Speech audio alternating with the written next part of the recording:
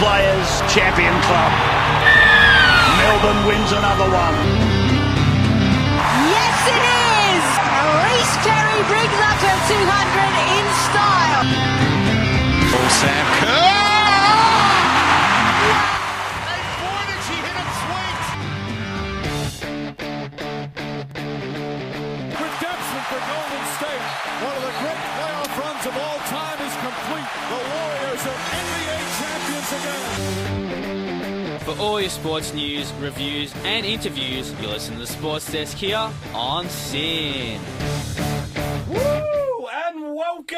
And welcome to the Sports Desk on SYN 90.7 FM. Of course, you're here with your host Michael and Liam filling in for Neve this lovely good morning, Friday Michael. morning. The boys are back. Welcome back. Have you done every show this week? I haven't. You have. And you're here on Sunday as well, Yes. doing in-joke as well. And too bad the podcast isn't on this week, or else I probably bugger. would have done that as well. You would have done everything. I am to get you Sports on. Desk. We're trying to get you on Get Serial as well, but Yes. that form of betrayal we can't quite do. After unfortunately. my acapella on, I think last Monday I did acapella with the host of Sports Desk, and that probably didn't go on too well, yeah. Wow. How long did that go on for? I don't know, what was You it? cut it short, did they? It was the first half, the first chorus of Longest Time by Billy Joel. Oh, look, we love a bit of Billy Joel. Oh, And we do. At the best of times, at the absolute best of times. And, no, it's good to have you here, Liam. It's good to have you here. Of course, you're wearing your Fremantle Guernsey as well. You're very excited for the weekend. The AFLW, Always. of course, heating up. Yes, as tonight. always, tonight. It's going to be happening. We're going to be talking a lot of sport this week, a lot of issues happening throughout the week. We're going to preview the cricket. Of course, Australia, South Africa starting in Port Elizabeth tonight. And so the that's big gonna be issue. And the big issue on Maybe sledging. the Rumbo, the Rumble. Rumble in the Port Elizabeth jungle, if there is a jungle nearby. We saw a type of Rumble last night, but let's hope it's Oh, nothing we did, like that. we did. We're going to be talking a little bit about that later on. We did win some tickets to the footy show. Yes. We will be doing our own review about that. Yes. We're also going to be talking about, obviously, the AFLW this big week of action. We're going to be talking JLT. There are a couple of games that happened prior to today. We had the Tigers and the Roos clashing at Icon Park, and we also had the Saints and the Did D's they clash at last Icon night. Park? I couldn't see. It was too dark. It was difficult. We Yes. spoke about this last Friday about the lighting. It's not the greatest. But what's meant to be the MCG? It's meant to be the MCG of the AFLW.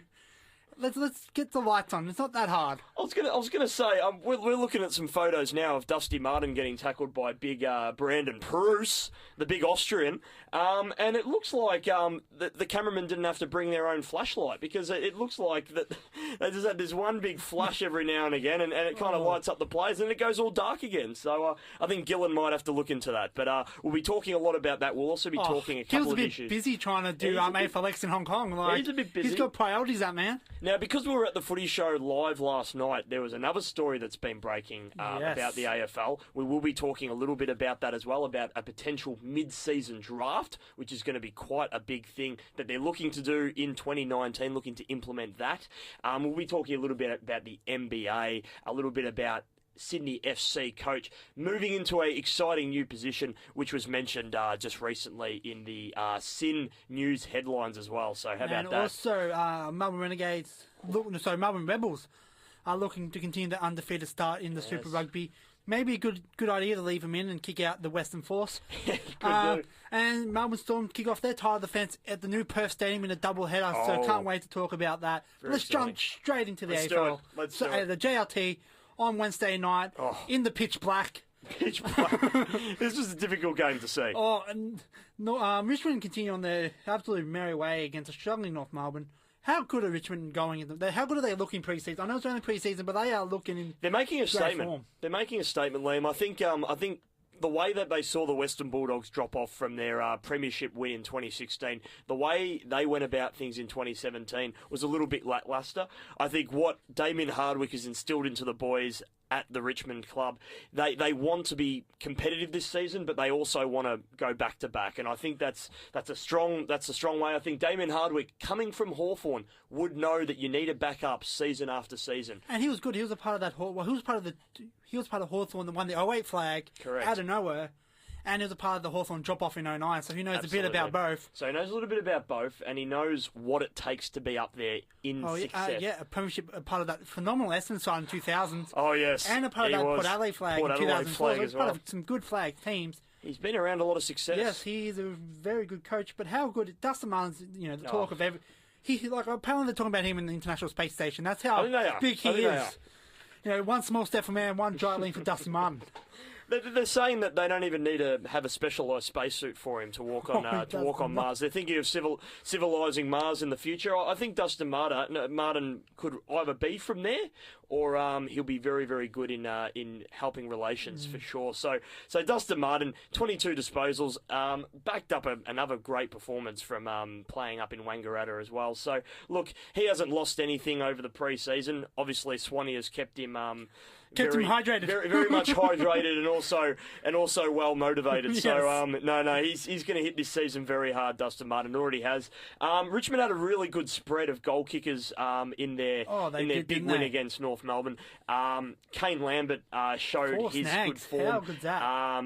Moore, Butler, Caddy, Revolt, Castagna, all very common names in that Richmond lineup. Bolton might be bolting to the best 22, hopefully. I'll tell you what, Shai Bolton has looked sensational. He has gotten a lot of touches in this JLT series so far. We already knew a lot about his credentials from last season. Played a couple of games, almost looked like he kicked the winning snag against GWS in one of their games as well. And it was a point, yeah. And it was a point. He begs to differ. I know it's a very congested piece of, but they won the premiership, so I don't have to dwell on it too much. But Shai Bolton, I think he'll play round one. Personally, I think he's definitely cemented his spot in there. But we'll just see how consistent he is. What about the life member himself, Jack Graham? I found fascinating, and it was really amazing. I looked at AFL.com and talking about your club's chances of a rising star. Jack Graham, premiership player, life membership, and he could win an everlasting star. Talk about going, front to backwards. I tell you what. After his grand final performance, I think he was robbed. Was phenomenal. He was robbed of the Norm Smith. He was Norman. I think if he won it, it wouldn't be the worst thing, because I think he did play phenomenal. He did. Kicked 3 goals and then tagged Rory Sloane into oblivion. He did. He was just sensational. And honestly, I think he'll just continue rising up the ranks at Richmond. There's a reason why he was the captain of South Australia back in 2015 or 2016.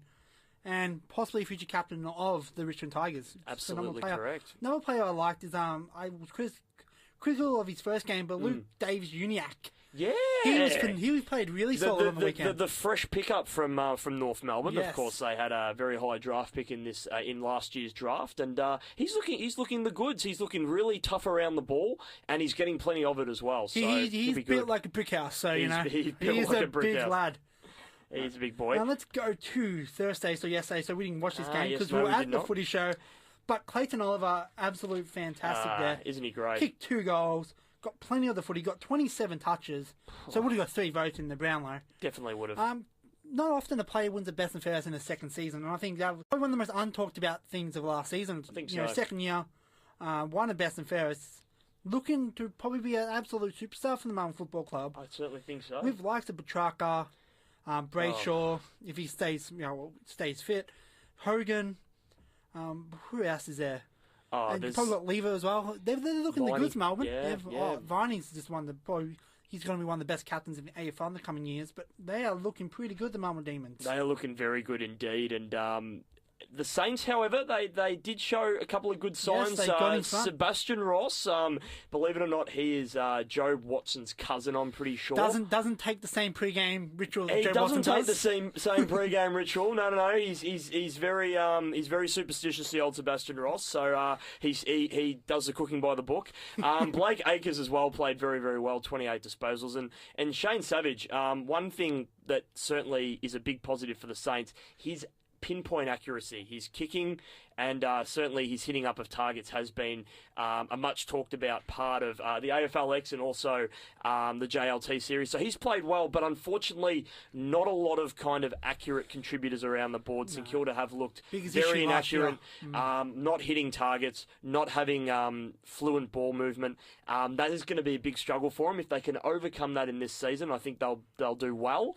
But I think Melbourne certainly looking like the team team to beat next season. Well, and also another big issue for St Kilda, Jack Stevens went down with an ankle injury. He did. Yep, rolled ankle. The coach said he would be okay, but how much do you believe?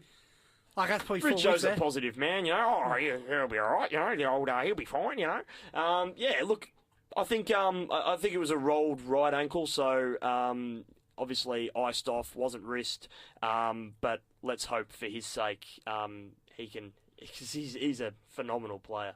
Hopefully he'll be out there for Saints in round one, but they're pretty confident. Another good pick-up for St Kilda, Hunter Clark, played good, 8 touches, kicked the goal, bad. did what he needed to do. Wasn't great without being terrible, That's right. Like the name Hunter. Yeah.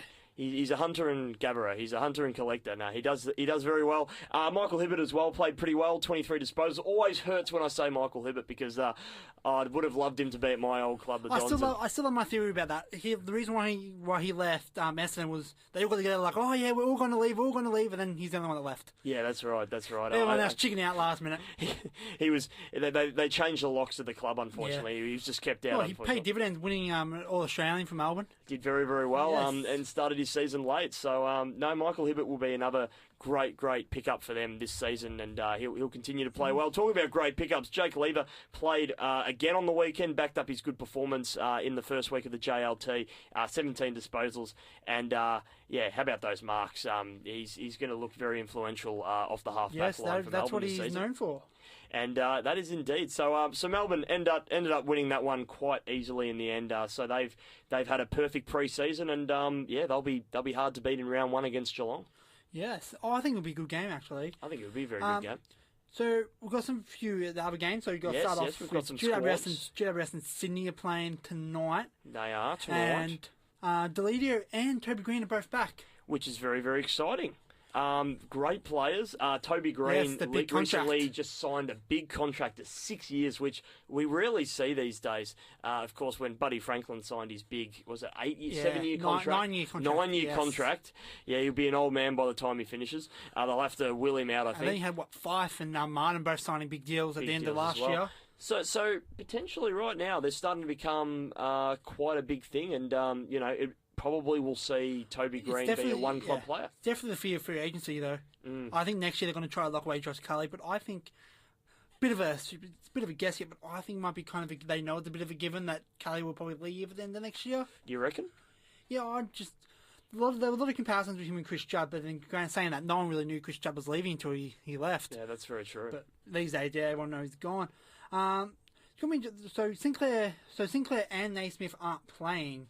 So I don't know who's going to do the ruck duties for Sydney. Maybe Sam Reid? Yeah, I think maybe Sam Reid. There's been a little bit of talk about Kirk Tippett coming out of retirement for this season and actually trying to fill that void in their ruck ranks. But as you mentioned quite accurately, Liam, apparently he's already started his retirement on quite a big note, and sunk a few frothies and a few burgers as well. So don't know if he's in the best shape, but it's going to be difficult to see. I think Darcy Cameron, who's in the Swans ruck department, will be rucking in GWS, but let's hope he doesn't go down. Yes. Yeah, let's hope he doesn't go down as well, because that does mean that Kirk Tippett will have to come out of retirement. Or maybe Tony Lockett can jump in there, who knows?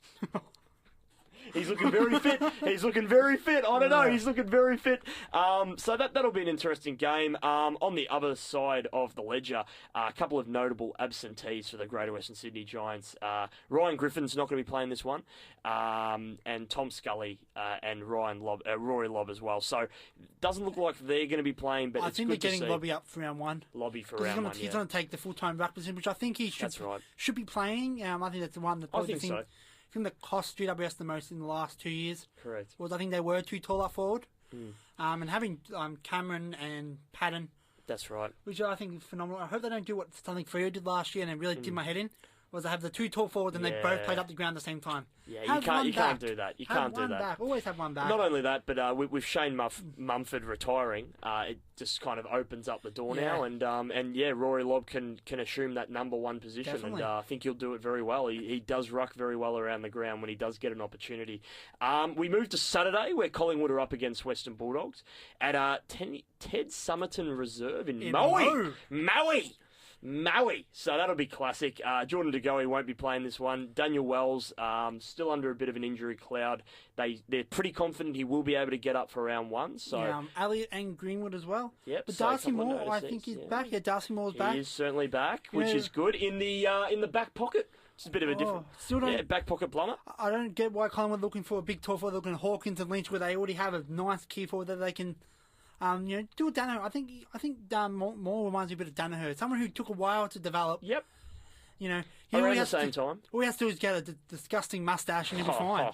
And then rob someone of Mark of the Year. I reckon he's just got to shave all his hair off, because I tell you what, that little bit of the fringe that does come around his forehead, you can see it's irritating him. So I think he needs to get rid of it. But they will also be boosted by Adam Treloar and Jeremy Howe coming in as well. So Collingwood will be a little bit better than they were in the first week of the JLT. They were terrible in the first week. Terrible, absolutely terrible. And the Doggies as well. I'm sure they're going to play their Shaki Boyd combo for the first time. Looking forward to seeing this. And I think Aaron Norton picked 9. He was last year. Played phenomenal against Hawthorn.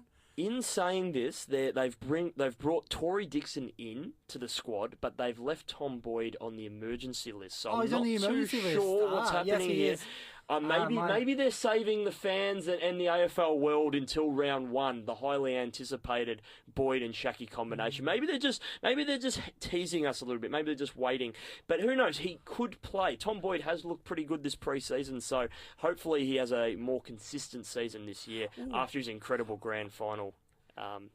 Who can forget that? Just before we get to the next game, I just thought right now of a nice theory of the two ruckmen. You know how they're saying now that only one ruckman can play. Why don't you know how soccer teams have a goalkeeper on the bench? Correct. Yeah. Don't really play. Why don't they do that with a ruckman? Have a second ruckman on the bench in case they need it. And that's just an idea. Yeah, potentially. And AFL, as long as it doesn't, if you're listening, if you're listening, kind of a sub rule, but not just for the ruckman. Potentially, if it doesn't hurt the interchange kind of restrictions and all the kind of rotations that they have. Of course, they've got a lot of restrictions now. Potentially, they could do something like that. At least it means that the most fresh ruckmen are out there, and it could make things more exciting in the midfield. Who knows? Good idea. We've got the showdown, the pre-season showdown in Alberton. Yes, and spirits will fly. Unfortunately, star recruit Lindsay Thomas is not playing, as well as Jack Tringrove. But some good ins there with Polak, Wingard, Marsh, McKenzie, Gray, and Johnson. Rockcliffe is not playing. But no John Cock, though. No John Cock. No, Rockcliffe is not playing, but should play round 1. Jack Watts is a maybe since he was sick. He had to leave the function yesterday due to sickness. Oof. As well as Adelaide.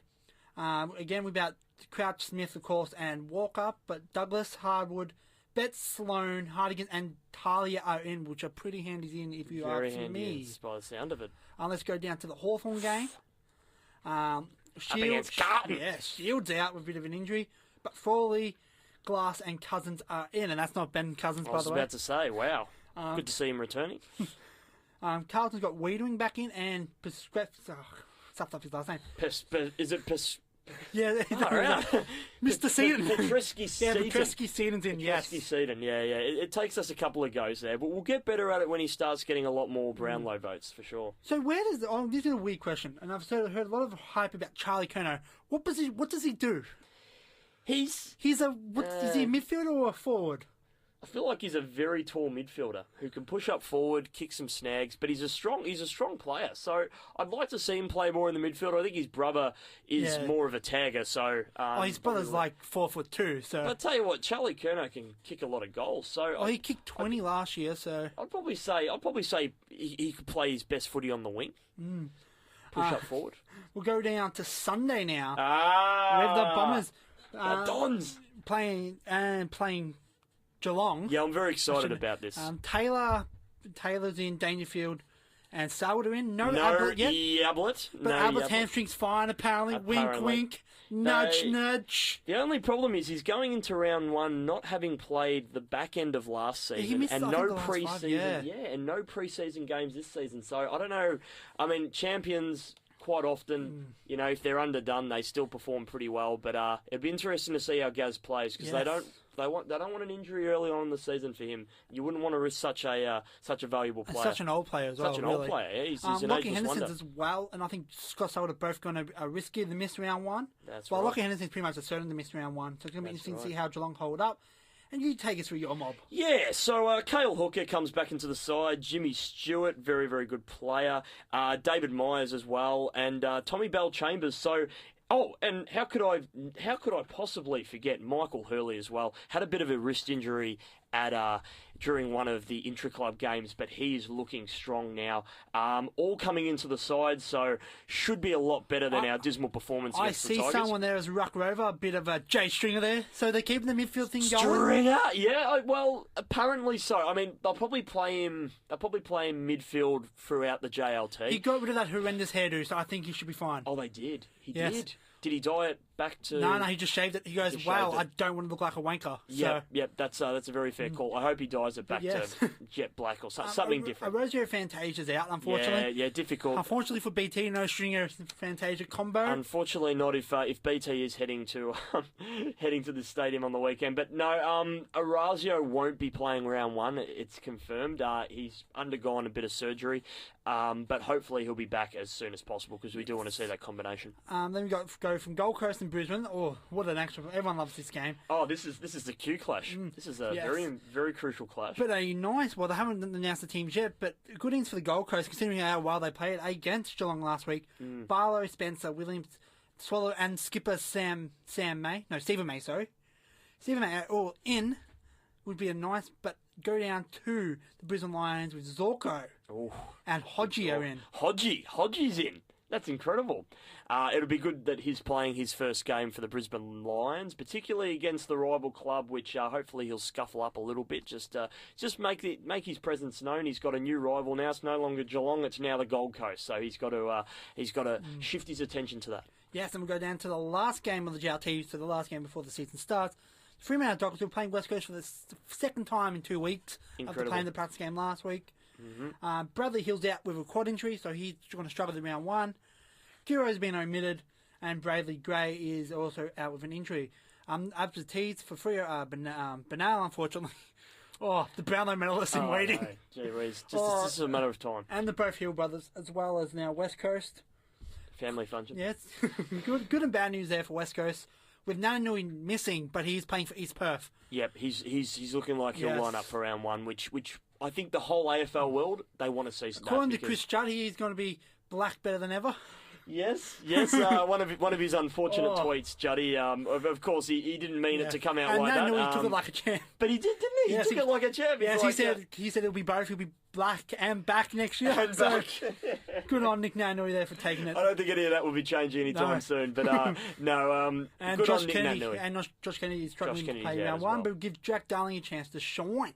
Yeah, So which that's I would all like to see happen. They're all your JRT games. That's all our JRT news. Yes. We're going to crack onto a song now. Yes, and then we'll talk about the mid-season draft. And we'll be talking about the mid-season draft when we get back. Of course, we're going to be talking about the AFLW when we get back. And stay tuned because Liam and I are going to give a very short review of our little experience last night. We went along to the footy show. Shout out to my good mate Nathan, who was able to get me tickets.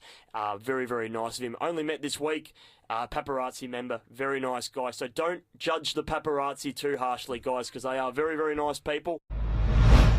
In fact, I want any of you to message us now if you have seen the AFL Footy Show Season 1, Episode 1. Episode 699. 699. Of course, 700th episode is next week. Liam, we had the pleasure to go along, Yes, we did. courtesy of Nathan, my good mate. Shout out to Nathan there. Shout out to Nathan if he's listening. We had the pleasure to sit very close to the front, and in fact, very close to a particular segment called Cut was the it Rap. called Cut the Rap? And originally I thought it was a reference to actually cutting like a wrap, you know, like a multi-grain wrap or something. Oh, that'd be nice. So I was trying to picture how this segment was going to go down. They literally moved everyone out of the room and they brought in this massive stage, and Big Billy Brownless and Shane Crawford came on with a couple of robes and they did a bit of a rap, and it wasn't really the best. Wasn't the best segment. It was probably one of the worst. One of the worst segments they've done.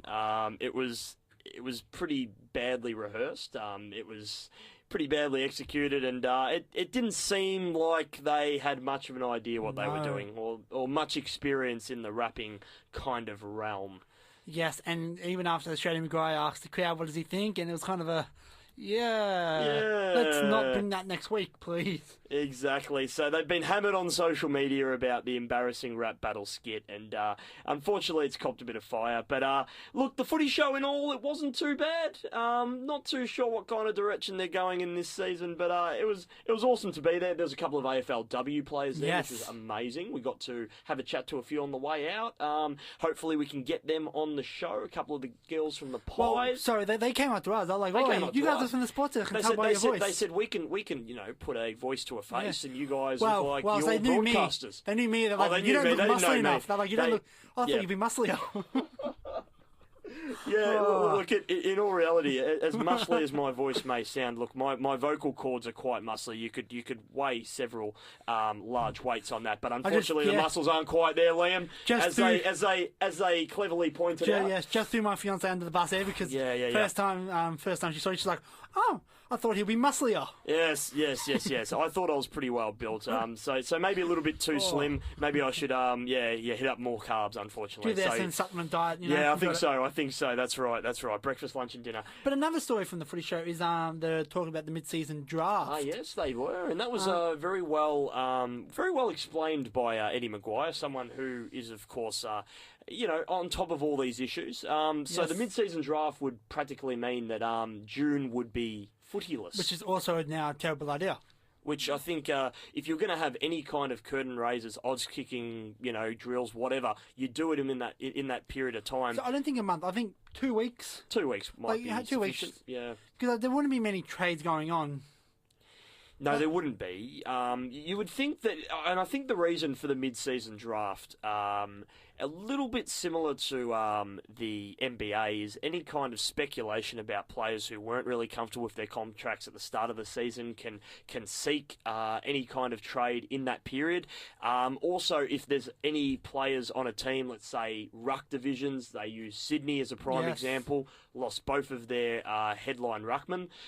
So if they need to pick up a ruckman, let's say a ruckman who's fourth tier from, let's say, Fremantle isn't playing, he can then go across to Sydney, get an opportunity, be, their number one ruckman straight away, no problems at all. And in return, Fremantle get some draft picks for the end of the season. So everyone's or they a winner. go down to the local league and pick up someone from there. Correct, absolutely. I've got mixed feelings about one.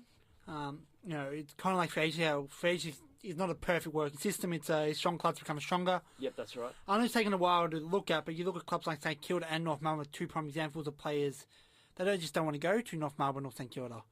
They're probably never going to get a big name, and big names don't want to go there.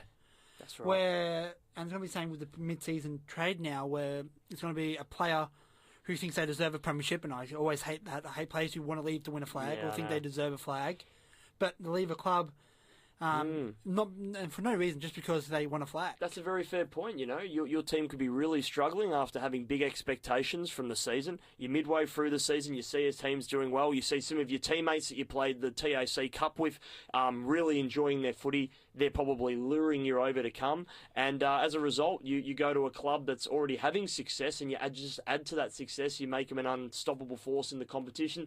I think that could be where it could really be a big disadvantage for some clubs that are struggling. I think, apart from, you've got clubs like probably Western Australia and Adelaide, Western Australia and South Australia, who have the luck of having a lot of homegrown talents from Victoria also wanted to come home. As much as people talk about the Victorian go home factor, Freo in the last 3 years have got, I think, 6 players wanting to come home back to WA.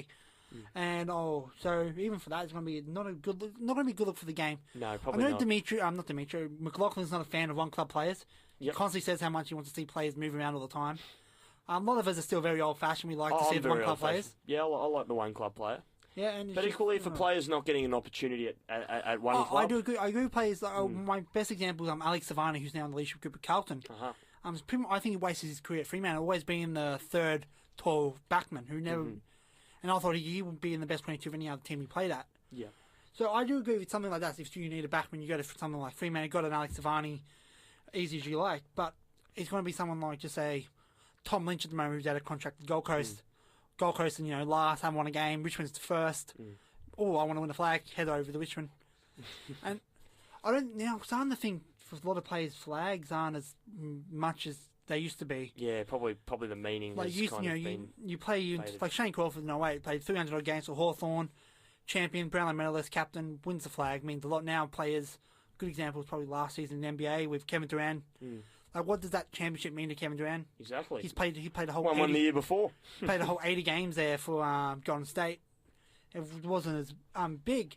But let's jump over to the AFLW and we'll start off straight away with your votes. Big round, this one. So my votes for round 5, which was last week, I'm giving the... Should we go 3, 2, 1 or 1, 2, 3? I'll go 1, 2, 3. 1, 2, 3. So one vote goes to Ellie Blackburn. Played really, really well. Dominated the Pies. She was running rings all around the Pies midfield. Definitely has taken the captaincy with both hands since Brennan's been out. Yeah, exactly. Probably the difference between the two sides in that game, because the game was quite close, only 8 points in the end. Quite a heated battle, that one. Of course, a lot of suspensions coming out of that game and a couple of throws that were going into the crowd and whatnot. But 17 disposals, 4 clearances. Played very, very well. My 2 votes goes to Chelsea Randall. Has had a really underrated player this season. Most underrated player this season by an absolute mile. An absolute country mile. She's played absolutely outstanding. Probably been Adelaide's best in every game. I think she's going to win their best and fairest. I think she will. By an absolute mile as well. I think. And particularly by far the most underrated player. That's correct. And particularly with Erin Phillips only playing about half of that game against Carlton, she really stood up. 15 disposals. Doesn't sound like a lot, but 7 tackles. Always could see her around the field. Her influence is everywhere. She's one of those players that makes every disposal count. So 15 disposals and they all counted. That's right. She doesn't waste the footy. That's right. She doesn't waste the footy. She's always looks very, very solid and, important in that Crows midfield. She could be potentially the one player that can drag him into an unlikely grand final. Yes. Who knows? Who's your 3 votes? Well, I know who your 3 votes are, but who's your 3 votes? My 3 votes goes to... Daisy Pearce! Absolutely. Well, as I say, I believe it because that was also my 3 votes, as well as Kayla's 3 votes as well. Yes. She's got the perfect 9 this week. She got the perfect 9 this week. She only got 9 disposals the week beforehand, but she got the 9 votes this week because... She's come the champion, like I said on Wednesday. She was phenomenal. What a return to form. Absolutely just a captivating performance by her. 24 disposals. The first 2 goals of the game. Her first goal of the season. The very first goal of the game. So that was big by her. She's just a champion. You can't keep champions down for too long. And, despite all of her tags that she's had, she put them all aside her. And she played an exceptional game. Of course, Melbourne getting over the line. Very big on that weekend. So, very important. Let's go to the tallies. And with those 9 votes, Daisy Pearce, the winner of last year's award, has jumped up to first now with 11 votes. Second place, she got the 2 doggies, Brooke Lachlan, who scored the perfect 9 last week. She did. And Ali Blackburn.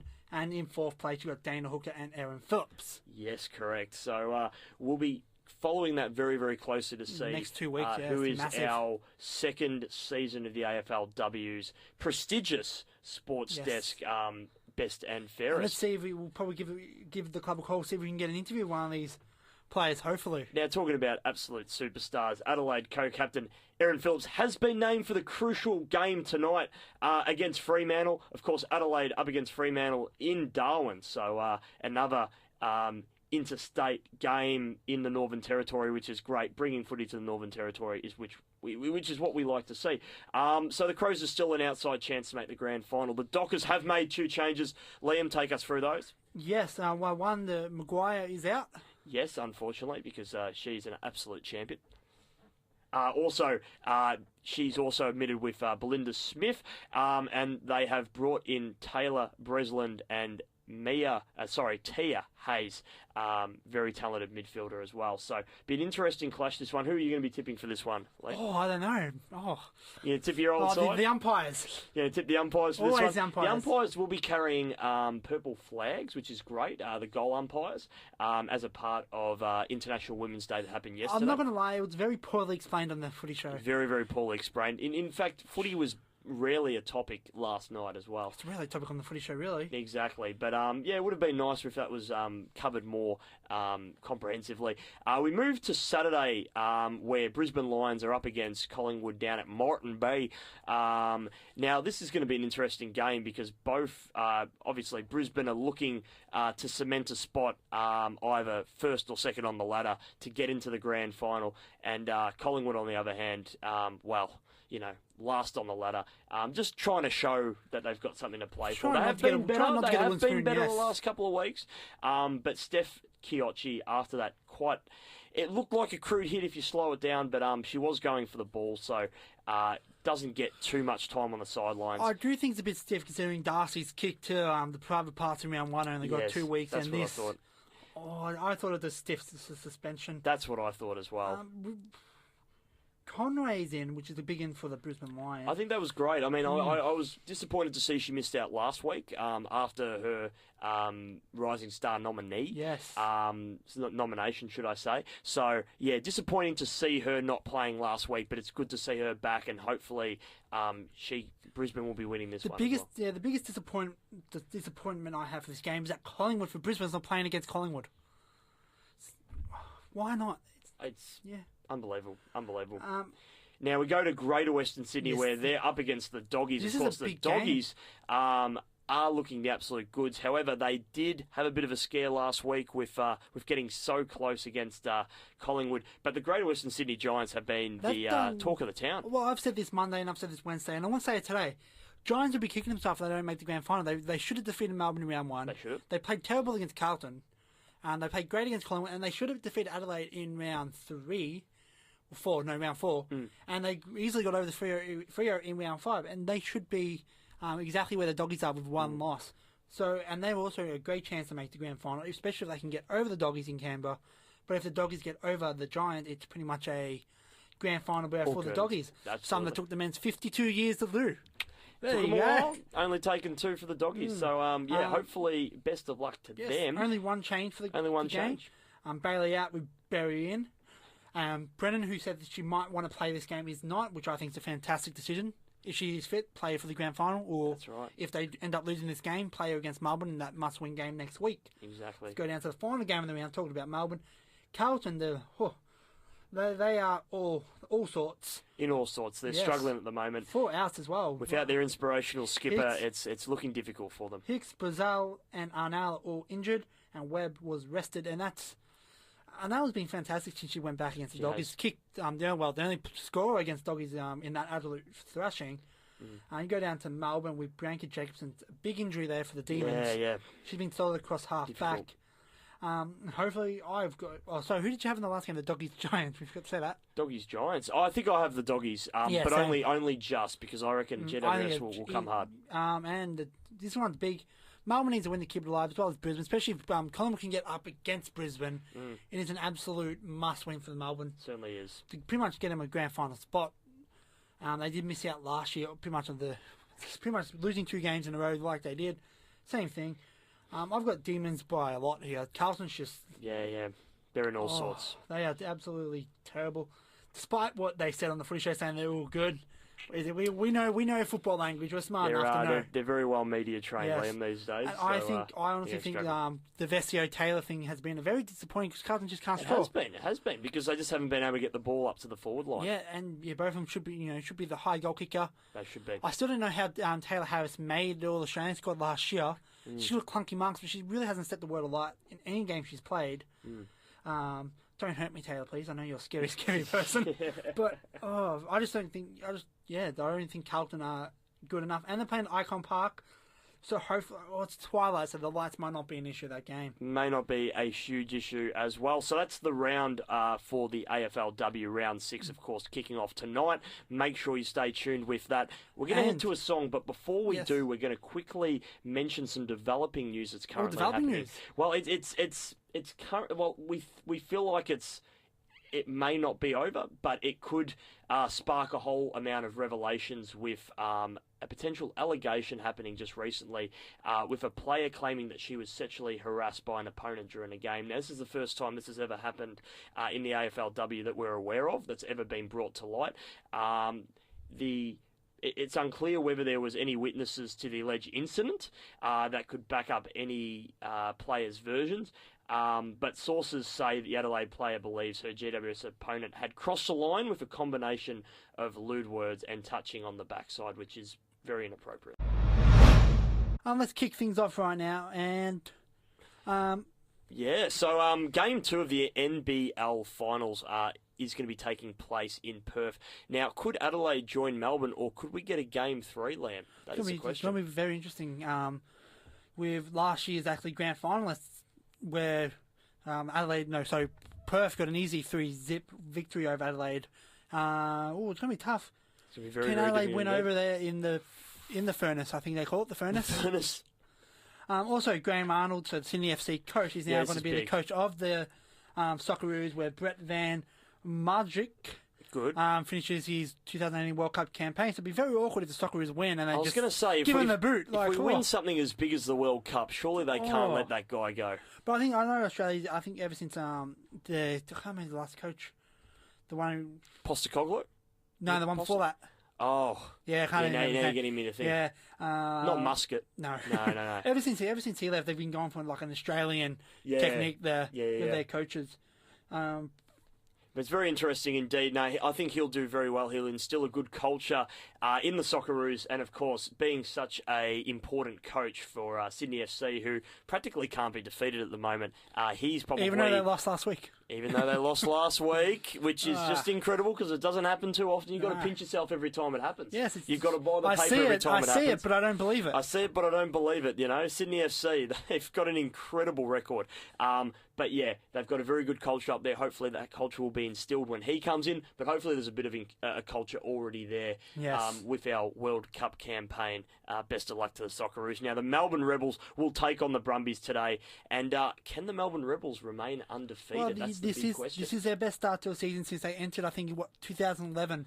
Yeah, they haven't been in there for too long, but they've made a big influence. Yeah, they were the one or two teams that was there over them, or the Western Force that got the boot, and Rebels, I think, are paying the Super League dividends by actually staying in the competition. That's right. They're a hell of a team. They're doing very, very well at the moment. Now, the Melbourne Storm will start their title defence at the second of two games at the new Perth Stadium on Saturday. Now, if the Perth Stadium hoodoo continues to go that way, then Melbourne Storm are almost a certainty to win this one. Yes, the home teams do not win. The home teams do not win. The home male teams do not win. The home male teams do not win. The females have a 100% success rate there at the Perth Stadium. Highly unlikely that they will be taking this one. Yes, and the Australian Kookaburras taking Argentina tonight and see if they can remain undefeated in the Sultan Azad Cup.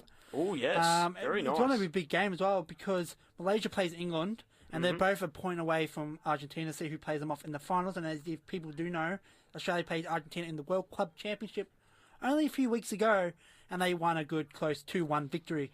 As well as both Melbourne's A-League clubs are taking a week off this week. You know, they need a rest. Rest. Talking about the soccer as well, the Matildas have lost to Portugal in the Algarve Cup playoff. It hasn't been the greatest of campaigns for them, going down to Portugal, the home side, 2-1. It was pretty wet, it was pretty windy, pretty hard conditions to play soccer in, but missing too many penalties and unfortunately just missing too many opportunities. They're number 38 in the world, Portugal, so that would have hurt a little bit.